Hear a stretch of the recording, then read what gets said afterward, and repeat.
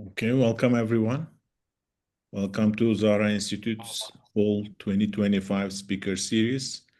I'm Mujahid Bilici. I'm Academic Director at Zahra Institute and Professor of Sociology at City University of New York. It's my pleasure to introduce our speaker today. Our speaker is Dr. Salah Aziz. Dr. Aziz is originally from Sulaymaniyah, Kurdistan-Iraq, and currently he resides in Sulaymaniyah. He holds a Bachelor of Science in Physics from Baghdad University, and he earned his MS and Ph.D. in Nuclear Physics from Indiana University. He joined Florida State University in 1988 and served there until 2010. Dr. Aziz founded Komar University of Science and Technology in 2009 in Suli, where he served as president until 2018. Salah Aziz has also established several key initiatives focused on Kurdish studies and culture in USA and Kurdistan-Iraq. These are Badlisy Center for Kurdish Studies from 1992 to 1999, Badlisy Culture Center in Sulaymaniyah from 1999 to 2012, Kurdish Studies Program, College of Social Sciences in Florida State University in the 90s, from 1996 to 1998, American Society for Kurds in 1996 until 2012, and since 2022. This society is currently active. So Dr. Aziz now serves as director of Komar Program for Development of Kurdistan, and he is also president of the General Assembly of Zheen Center.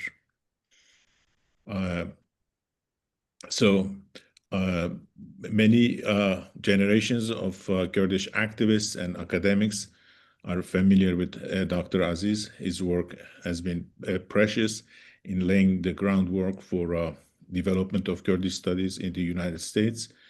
So it's my pleasure to have him here as our guest. Dr. Aziz, the floor is yours. Thank you very much, Dr. Mujahid, and hi to everyone. Greetings from Sulaymaniyah. It's good to be with you tonight. Well, it's daytime in your time, but for me it's 8 o'clock. And thank you for inviting me. I'd like to thank really Zahra Institute for this opportunity to talk about some work done during the 90s, which I think it paved the road for many other similar works. Right now, we can see at the stage of not only in the United States, but Europe as well. So as Dr. Mujahid mentioned that I am the chairman of General Assembly of Zheen Center in Sulaymaniyah, which is one of the largest center in the Middle East, focusing on Kurdish also materials. So if in the end of today's presentation, if I have a chance to talk a little bit about resources we have at Zheen Center that can be used by scholars everywhere, actually. Right now it's used by scholars in Turkey, Iran, Iraq, especially from Kurdistan and the central and south Iraq. They are using the materials in Zheen Center for their own research. So if I have time, I will talk about this later on.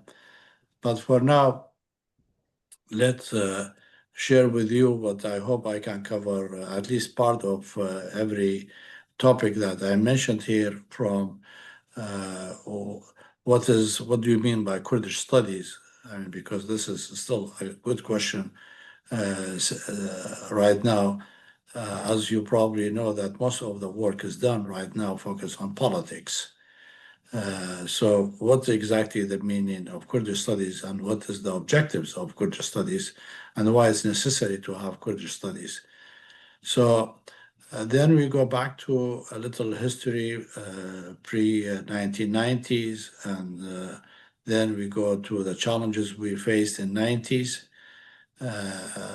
Then what we did during that period, and what was the source of our success, and what is right now, what's the status. We can talk about it a little bit. And probably I should add that I added a slide about kind of warning before conclusion about the future of Kurdish studies. So when we talk about Kurdish studies, definitely we refer to many fields, of course, related to the Kurds: history, politics, culture, religion, society, and languages, and many disciplines exist within these subjects. So we are, as I said earlier, focusing mainly on politics and history at the moment. I remember that we have very good work, was a Ph.D. actually dissertation by a student from Sulaymaniyah, Abdullah, who did work on the Kurdish language in the University of Michigan. So this is pre-90s. But this is Salah, was Dr. Salah, yes. sorry to interrupt. Your presentation, have you, we don't see it. Can you I share? thought you are seeing it. Yeah, No. I did share it actually. Okay, let's try again. So I share it, but for whatever reason, has disappeared.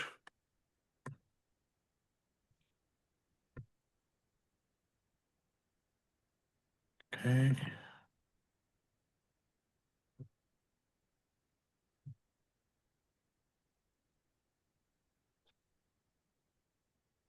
yes, excellent. Now we can see it. Thank you.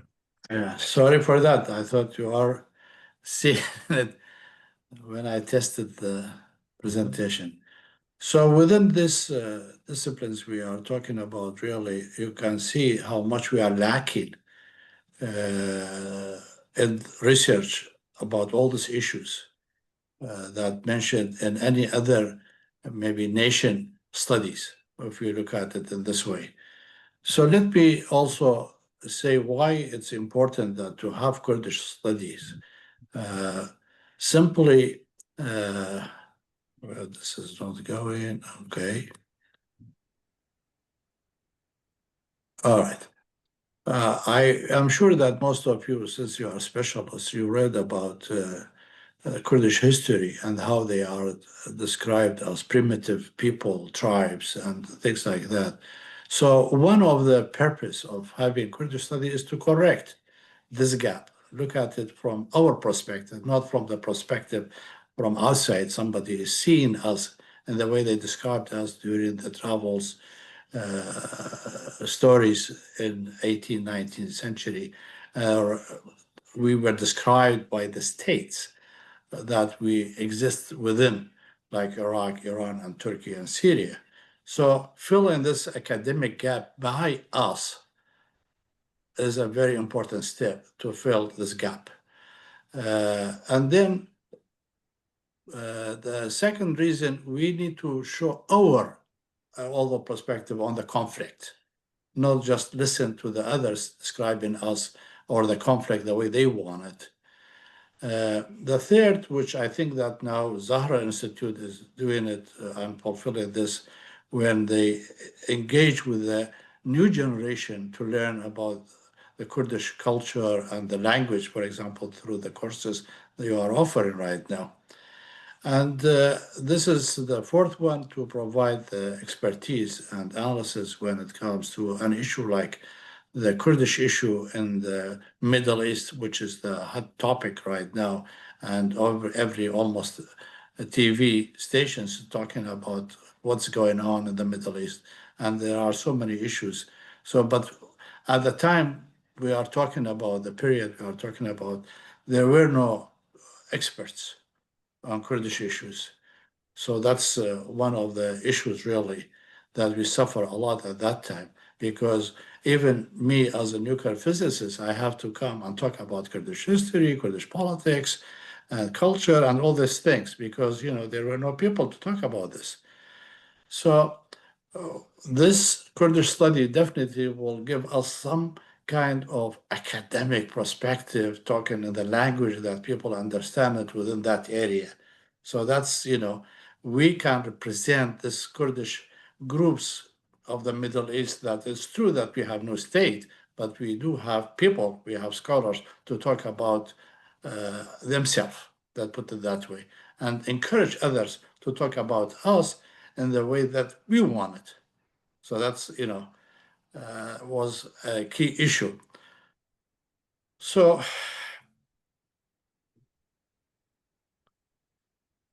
before 1990, as we all know about the Middle East and North Africa studies, existed since 50s actually, from Harvard University, and then in the 60s to Chicago.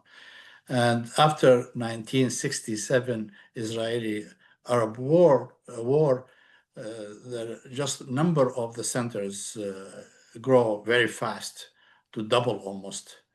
But all these Middle East centers, they ignored the Kurdish studies. They didn't look at it. It was mainly focusing on the Arab-Israeli wars. And we all know that this is going to be published in articles, for example, but there were not that many articles anyway. Even the books, I just look at the books published in 1990, and I found Adnan Gharib book, The Kurdish Question in Iraq, was published in 81.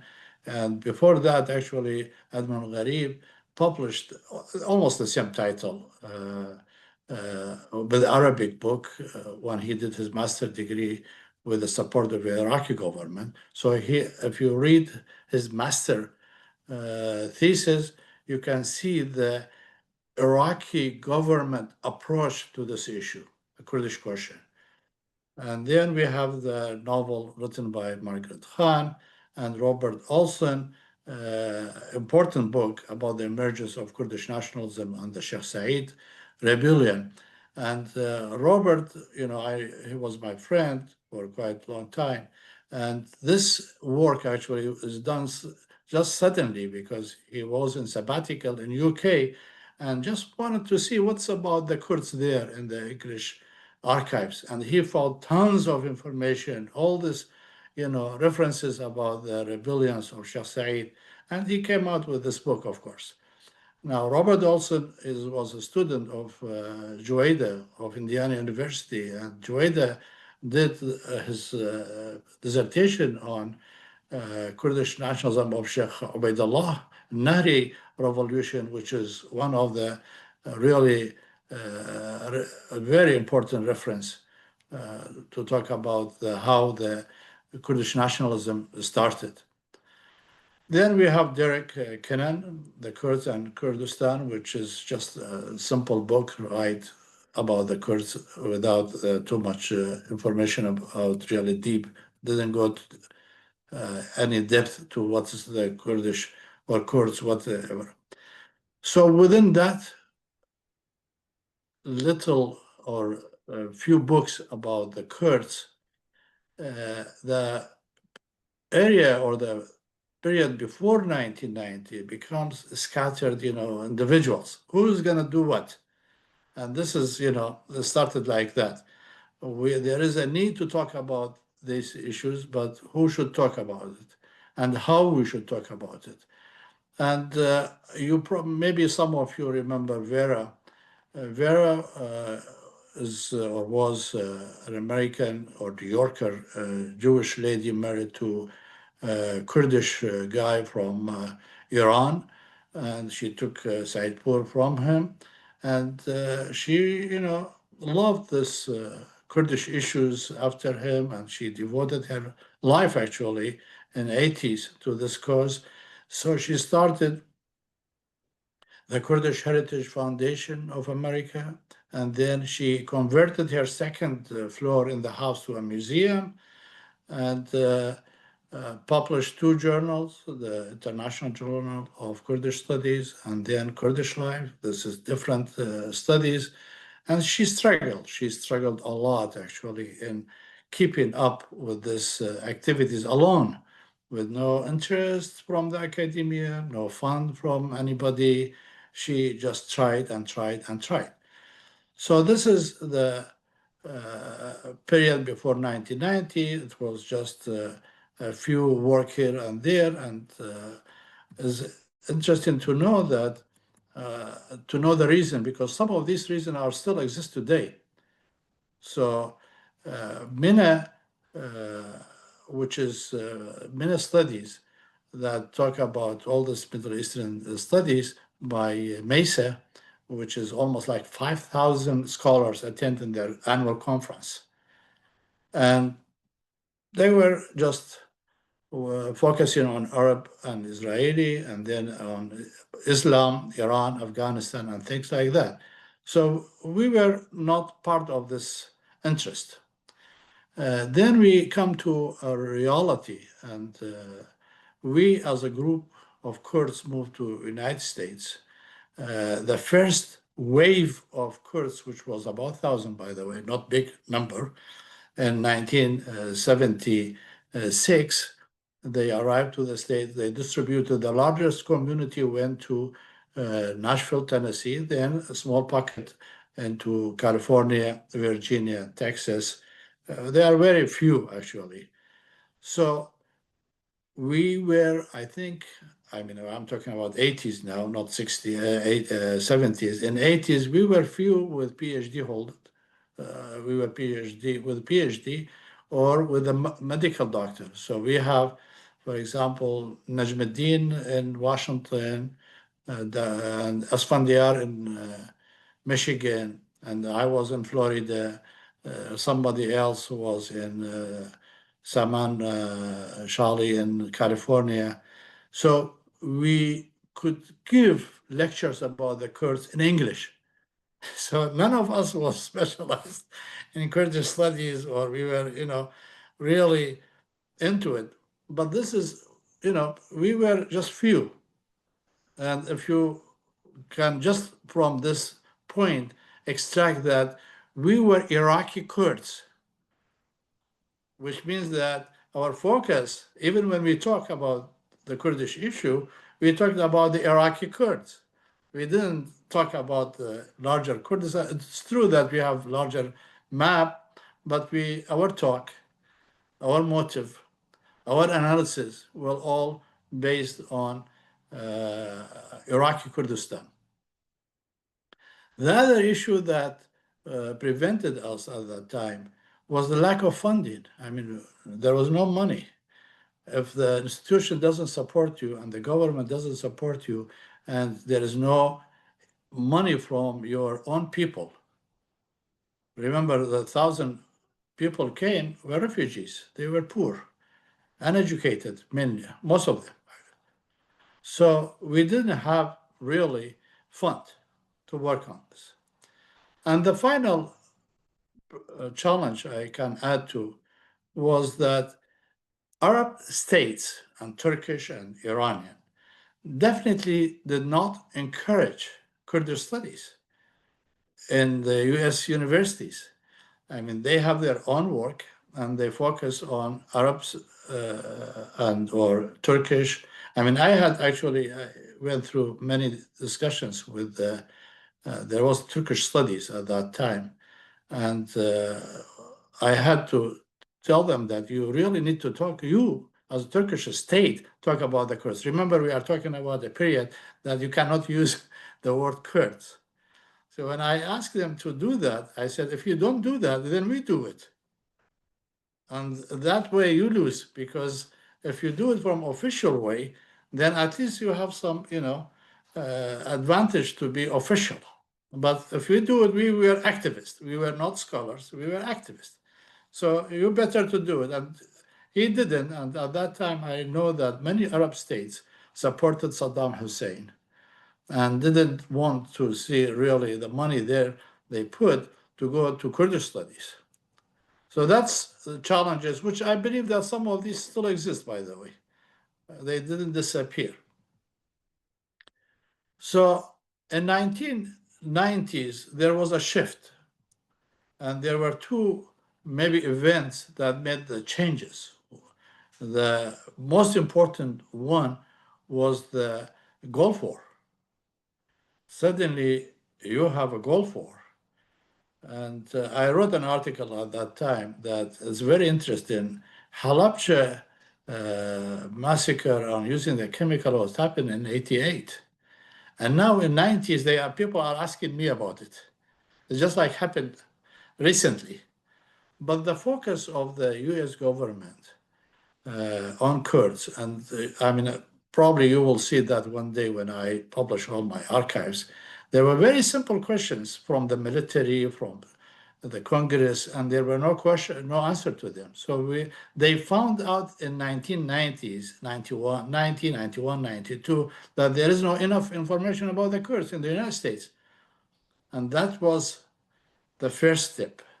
The second, that Kurdistan-Iraq established the autonomy, some type of government, and they wanted to be represented and talk to the American policymakers in different languages, not just we are victims and help us and this like that. So after I participated in Kurdistan's election in 1992, I came back actually from that event, and I said, yes, we need to have a center focusing on Kurdish studies so we can talk and exchange our opinion and tell our interest in the language that people understand it, especially the policymakers. So I established the Badlisy Center for Kurdish Studies, BCKS, and I will talk more about it later on. And I will show you actually that the way I thought about this in the beginning. Then in 3 years period, we were very successful. All these challenges I mentioned, they just kind of almost disappeared. So I said, well, I cannot do that. Continue as BCKS. So let's split this. And I felt that I am really short in the academic background to talk about Kurdish studies. So I said, let's have FSU help me with Kurdish studies, making a program, and let them help with the resources they have. And let me separate between the academic work and humanitarian. The humanitarian is given to a new organization I established called American Society for Kurds, ASK, and still is active until now. It has projects in Iraqi Kurdistan. And with the academic that I will search and bring people together. And I will show you some documents later on. The success of BCKS encouraged a person like Najmuddin to establish Washington Kurdish Institute. And that institute was mainly lobbying and given maybe talking to the staff of the Congress and to some public lectures to lobby for the Kurds. By the end 90s,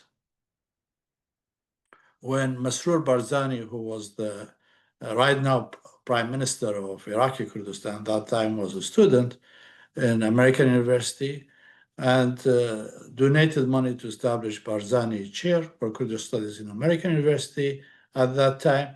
And I don't know when it was really activated and get to produce something, but I look at their website and the oldest they have was 2005. But I know they started actually at early stage, like in, I would say 1999 to 2000 to 2001 was at that time they put the money and they work on it. I just gonna share with you a few slides to show you the mentality of activists versus academia. And this is, we are gonna come back by the end of today, the difference. This is BCKS. And if you look at this, we definitely, these are the work that we plan to do in 1992, but look at the approach we have. Publish, a brochure about the center, about the Kurds, and we wanted or we planned to appoint part-time because we have no money at that time. So we couldn't afford. So when we say appoint part-time researchers, it simply come from our own pocket, not from somebody else.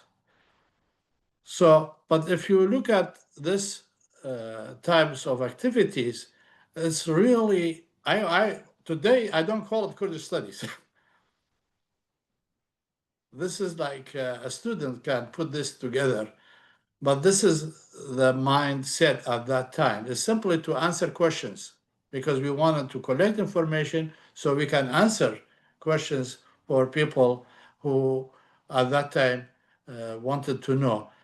The same person, the same group of people from 1992, when we established the Kurdish Study Program at FSU, look at how we shift the interest. We shift interest that we wanted to develop ideas, courses, curricula, and project on the Kurds. I mean, this is just a single objective, actually, of that explain now most of the Kurdish centers in the United States and in Europe, everywhere, actually. Because at that time, we even didn't have ideas. We didn't have courses. So what is the curriculum we were talking about? So nothing was clear about it. And in doing this, we wanted to have fun so we can attract students. And you know, all the academic institutions, without students, really, they are paralyzed. So we wanted to attract students from humanities and social sciences to conduct research on Kurds. And this is, you know, something was new. So, and I will come later on to talk about this more. Then we wanted to become a focal point for the academic activities in the, you know, not only in Florida actually, but even outside of Florida, like all the US university. But you can, and this is important because this problem still exists, by the way, between being activist versus academic. This separation between those, because my generation suffered a lot from the policies of the states. So our main goal was to, okay, we are here, we exist. This is the way we were victimized by the government, and this is the way we need you to help us. Very simple. But this has nothing to do with the Kurdish studies, you know, this, nothing. I mean, now I know it, but at that time I didn't know it. So within this development, I wanted to tell you why we were successful. And this is interesting. I mean, why we could do some projects or some activities that none before us was able to do it. And there are a few keys, actually, and I hope this is going to be useful. In 1993, Badlisy organized a conference in Washington under the title The Kurds' Political Status and Human Rights. If you look at the co-sponsors of this event, from Congressional Human Rights Foundation to the universities, I mean, look at all these names, big names. They all come together because there was national or international interest on Kurdish issue. So everybody wanted to come and be part of it at that time. I mean, the list I have from the people participated from the United Nations, from the Congress, from senator, from the government, from Europe, from Islamic world, they all came and participated to see what's going on in 1993. We are talking 1993. This is important to know the time we are talking about. So that step led people to believe that we exist as a center, as Badlisy Center, and we can produce something. And that for us was really a big step. The second international conference we had, I mean, you look at the title of this, the first conference, the Kurds Political Status. We didn't know anything. Where are we going? And human rights. So we were still going with Halabja, with Anfar, with the chemical. We were still talking about this to attract people's sympathy to our case. But in the second conference, this is after 5 years, we organized it with the title, The Regional Dimensions of Kurdish Identity. I think prospects for the 21st century. This is very similar probably to this year's Yale conference they did. I can see some similarities. And at that time, in 1998, we didn't need many co-sponsors. Florida State University and Princeton University, two huge academic institutions were behind us. Well, we didn't seek a third sponsor for this conference. But the success of 93 led to the success of, that 98 as well. The second reason for the success was publishing a semi-scholar newspaper by name Nama. Now, why Nama was successful? If you look at how many issues of international Kurdish studies was published by Vera, was very limited. And I understand why, because she has to pay for printing and was limited number. So she has no money to pay for it. Now, if you look at our golden period, 1994 to 1995, we were able to publish 3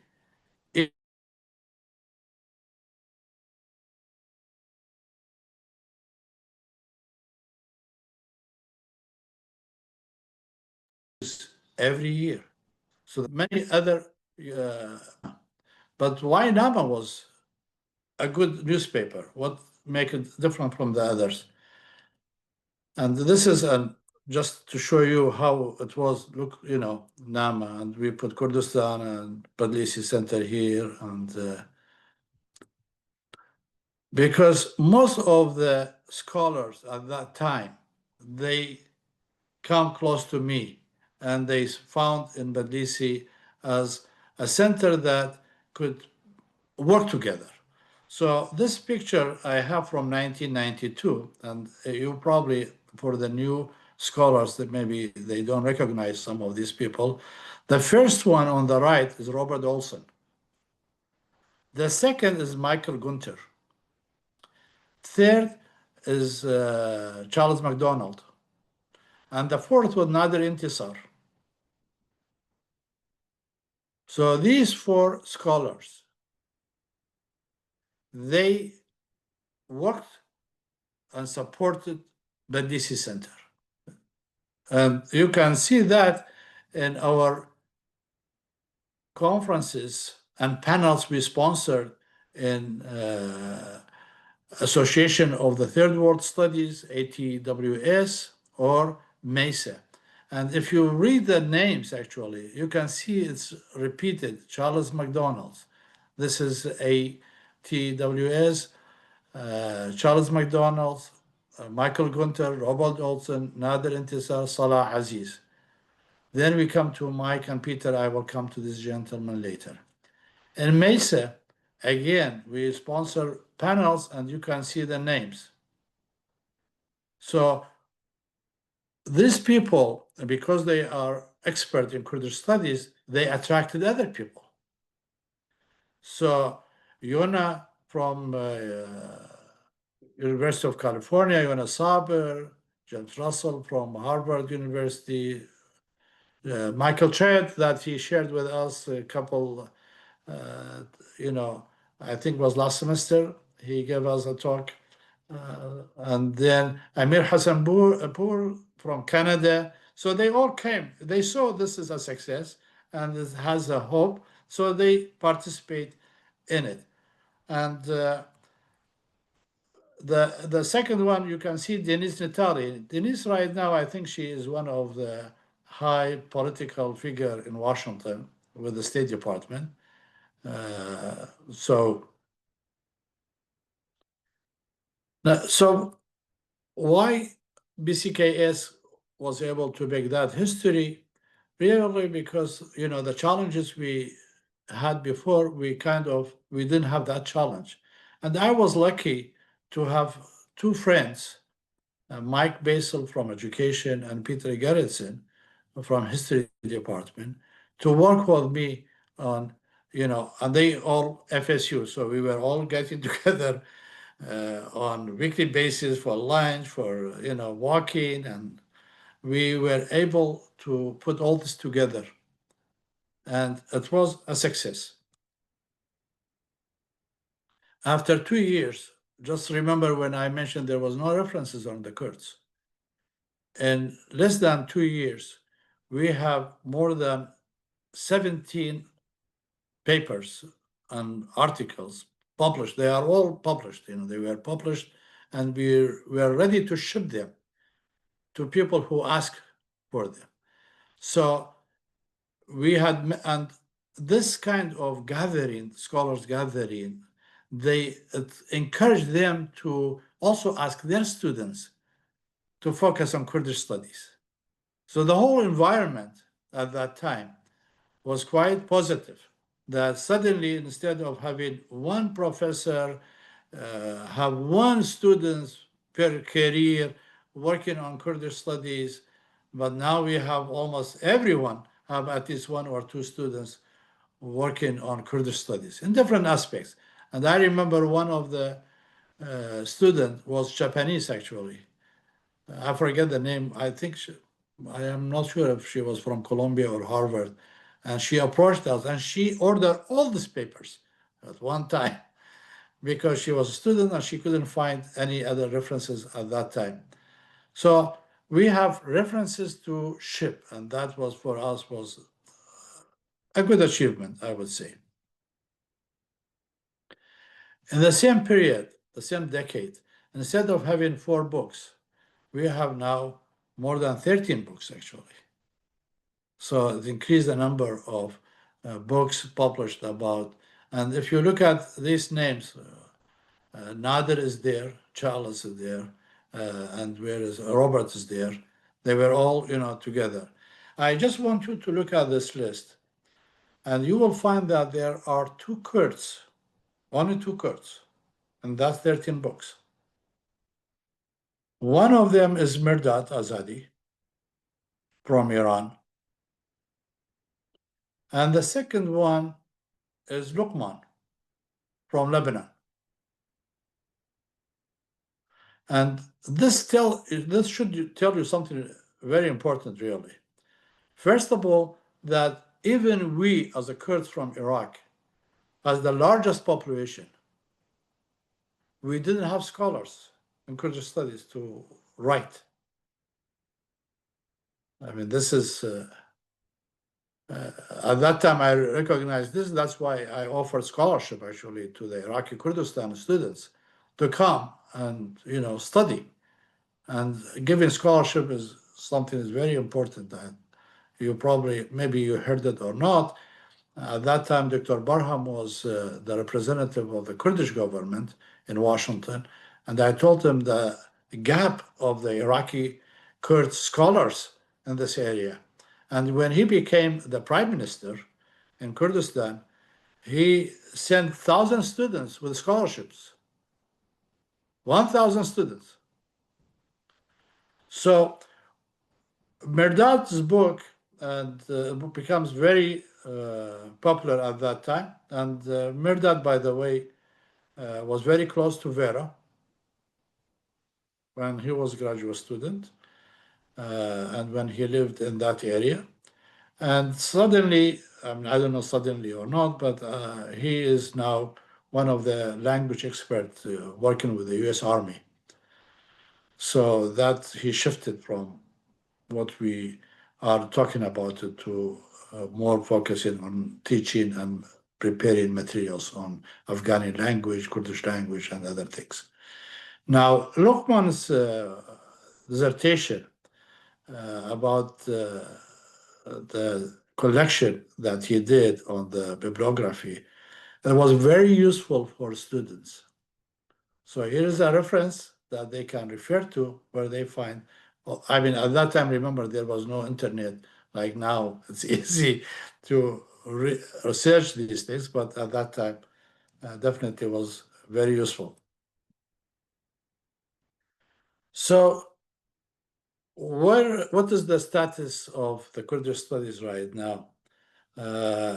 We have the Global Kurdish Initiatives for Peace, which is the Barzani Chair at the American University. And we have Zahra Institute that is hosting the series of talks starting from 2010. And we have UCF, Central Florida. This is Central Florida.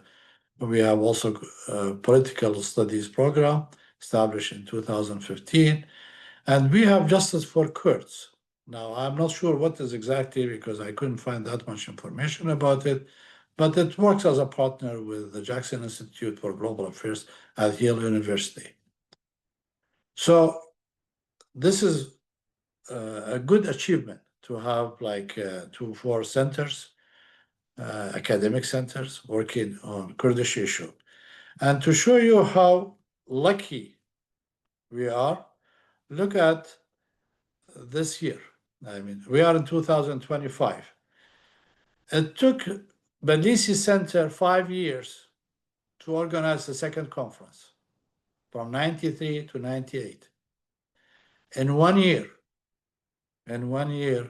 we already have a conference at Yale University, 1 conference at UCF, and we have the speaker series at Zahra that continue every 2 weeks, I believe, or is it 2 weeks or every month?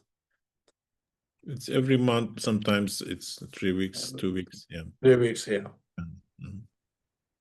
So this is, this is a success very much to have, instead of 5 years waiting for a second conference, to have 3 conferences or 2 conferences. And I know that there is another conference coming by Kurds, I don't know who, but I heard it a couple of days ago, and coming maybe a month, either in October or November. So we are living in our golden age right now within these all activities. But saying this is, I need to also put a warning here. Now, we know the reality of the Kurdish political parties, and we know that they have interfered in almost everything inside Kurdistan. And I think the 1993 March Nowruz Party was the only Nowruz that the PDK, KDP, PUK, and PKK, they participate in it in one party, one Nowruz party. Okay, I think that division exists, and we all know it's on reality on the, on the ground. We know how these are going. Now, this is dangerous for the Kurdish, for academic centers in the United States, if they depend on this type of support and become loyal to a political party. Because if they do that, they will lose their independency, and they will be influenced by the political parties and ideologies. And this is very dangerous. The reason, because we definitely need to keep the dignity, the integrity of the Kurdish studies in the United States, so people learn from us, not we follow their biased opinion on issues.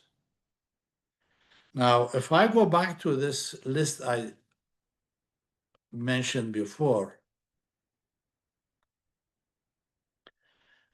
the Global Kurdish, the American University, was established by Barzani family, which is nothing wrong, by the way. I mean, I wish that every rich family support a center, which is great. But I'm just saying that if we can, we as academics, if we separate funds from loyalty and be biased. This is, and UCF program also supported by Najmuddin and Talabani. So I don't know who's supporting really the activities in Justice for Kurds. So I put a question mark on that. And definitely I know Zahra Institute through Dr. Mujahid and his colleagues, they are struggling always to have fund. But it's something, this is the way it should be, by the way. It's not opposite to work for this. Nobody is supporting us, Dr. Aziz. Yeah. Yeah, so this is really the warning, and I hope that we keep distance. This is interesting to say because I am right now actually working with Zheen Center, and I am with that Zheen Center is supported by government, and this is, but its government is different than political party, Yeah. and that's we should separate these areas. So I think we reached to the conclusion. I'm sorry it took more time than I expected, but we did, make a change from pre-1990s to be a scattered individual works to 90s to become more institutions work and collective work. So it's not individual, it's collective. And we hope that with the future, we will strengthen this, centers, existing centers, and give them our support, and hope that they will educate enough undergraduate students and then graduate students to know more about who are the Kurds and what are they and what they want and all these things. Because in very neutral, truthful, academic way. And thank you very much for your time. I'm sorry it took more than I wanted, but I think you took me back to 90s, which was a nice journey. So now if I can answer questions or I can talk a little bit about also Zheen collections and how it's used. So it's up to you. Thank you, Dr. Salah. That was a great journey to the past. It actually sheds light to early pioneering work that you and your colleagues did at the time. In a sense, current institutions, including Zahra Institute, are continuing that legacy, trying to build on it. And so we learned a lot. I think the shift in the 90s in terms of more works, more books on Kurds and Kurdish studies is a product of your efforts. Even though you were mostly activist, it made a significant change in the history of Kurdish identity in the United States. So we are all grateful for your work in that regard. In terms of challenges faced by Kurdish studies in the US, I was thinking of the list of challenges. It looks like there is progress now. There's more interest in US institutions towards Kurdish identity or Kurdish studies. There are more Kurds and so on. But in terms of political pressures, still there are political pressures from governments and nation states who are uncomfortable with Kurdish identity. So, there are areas where we can observe progress and places where still there is resistance and struggle and so on. So I would like to open the floor to questions. Any comments, questions? I'll be happy to take them. All right. There's a question from Deniz Can Dede. Is NAMA accessible online? Has it been digitized for researchers? Dr. Salah? Yes, but not published. it's digitalized because, when I come to the States, I try to put my archives in digital forms, but it's not in a shape right now to publish it. So Okay. probably it's going to be a project for maybe 26 and 27. So it's in the pipeline. Yes. You're expecting. Yes. Excellent. Yeah. Any other questions?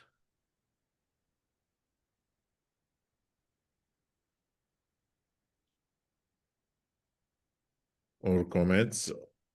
Doesn't have to be a question.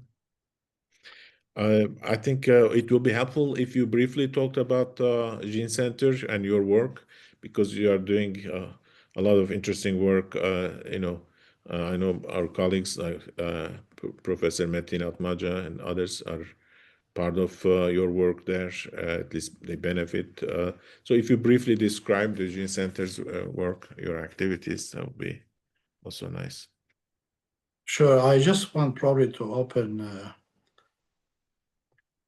some. See if I can get this. Sure.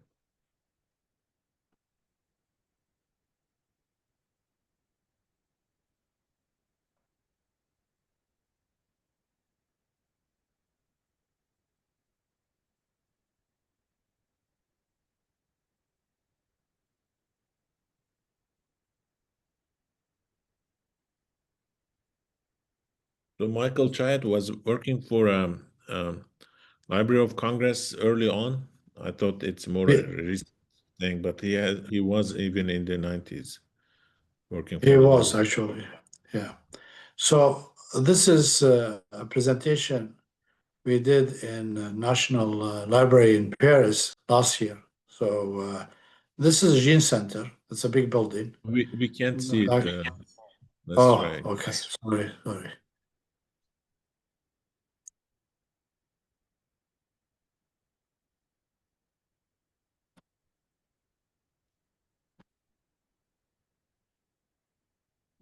Can you see it now? Yes. Okay. So this is Zheen Center. It's 3 floors plus basement. What I want to bring your attention to, actually, let's see.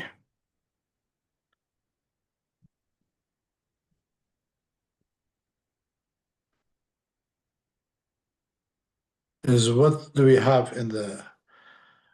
I said we have the largest collection of the books on the Kurds.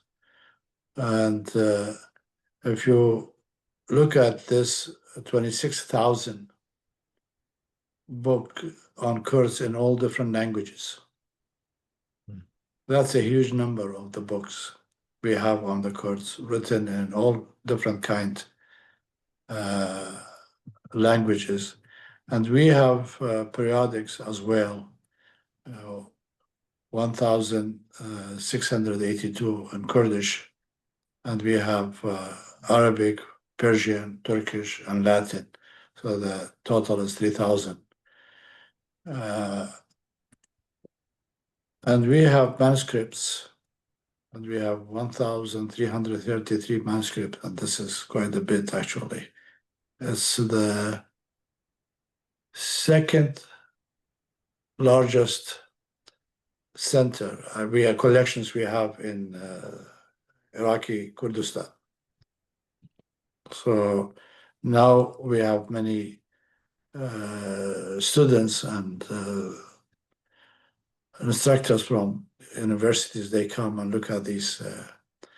And finally, we have the largest archives on Kurdish political parties. So this is, we still cannot publish some of this because it's very sensitive. Mhm. But definitely we have the largest collections exist in any library about the political life of the, parties from Turkey, from Iran, from Iraq, and etc. So this is, I just wanted to share with you. We at Zheen Center definitely like to have scholars from different places and come and use our resources. And Dr. Mateen can definitely, if he's still there, can share with you about his experience. So that's what I wanted to share with you. Okay, excellent. Thank you, Dr. Salah. I don't know, Mr. Metin might not be able to speak. We don't know if he wants to say something, but many researchers are benefiting from this opportunity. So thank you once again for your hard work over many years, actually, under different institutional settings. Mr. Metin, would you like to say a few words? Yeah, sorry, just a little bit later I will have a class starting, so just a quick note. Thank you very much for highlighting Mr. Salah. Well, we have been involving in a big, real large, probably largest archive under tutelage of and patronship of Zheen Center, and it will take many years, probably millions of documents available now there. So with a partnership of British Library, we are trying to sort it out, catalog, and finally make it available to the researcher. It will take a while. So I'm really pleased to see that such an archive exists in Kurdistan. Not only that, actually in Iraq too. I mean, probably it's one of the best places to work for researchers. And looking at through the history that Muhammad Salah was given, I mean, starting with few articles and few sources to millions of documents and books and journals and stuff like that. I mean, it definitely shows how much Kurdish studies, developed, and how many more sources are still available out there to do more research on. Thank you.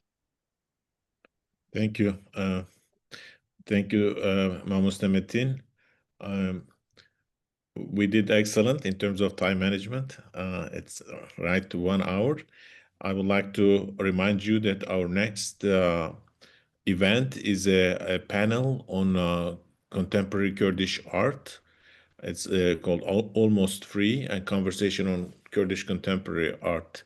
It will be moderated by Şener Özmen, who is a Chicago resident and contemporary artist. And the panelists are Sherko Abbas, Nuveen Barwari, Hüner Emin, Gül Hür, Engin Sustam, and Khayal Kartal. So join us. Don't miss this unique event. Hopefully, we'll find out about different aspects of Kurdish contemporary art. So I want to thank you, Dr. Salah, once again, and you all for your participation and your time. All right. Thank you. Bye-bye. Thank you. Bye. Thank you.